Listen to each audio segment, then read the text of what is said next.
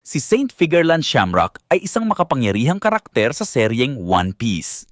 Siya ang kasalukuyang pinuno ng mga banal na kabalyero Holy Knights at miyembro ng pamilyang Figarland, isa sa mga maharlikang angkan ng mga Celestial Dragon.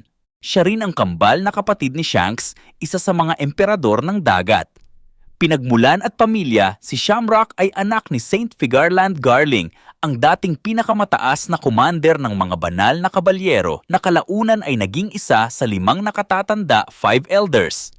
Si Shanks, sa kabilang banda, ay iniwan sa God Valley noong sanggol pa lamang at inampon ng mga Roger Pirates na nagdala sa kanya sa landas ng pagiging pirata.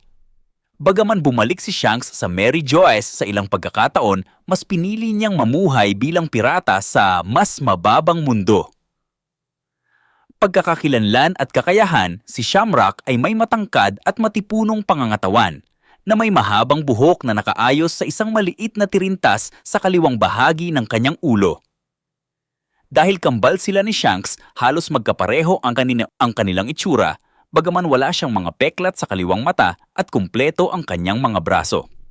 Bagaman hindi pa lubos na naipapakita ang kanyang mga kakayahan, ipinapalagay na si Shamrock ay may antas ng lakas na katumbas ng mga emperador ng dagat Yonko.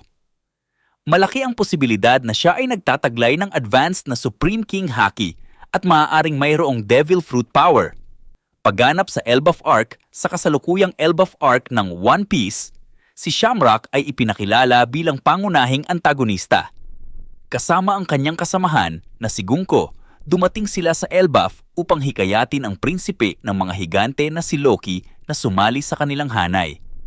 Nang tumanggi si Loki, ipinag-utos ni Shamrock na pahirapan siya hanggang sa sumang-ayon. Ang mga pangyayaring ito ay nagbigay daan sa mas malalim na pag-unawa sa koneksyon ni Shanks sa mga Celestial Dragon at nagdagdag ng bagong dimensyon sa kanyang karakter.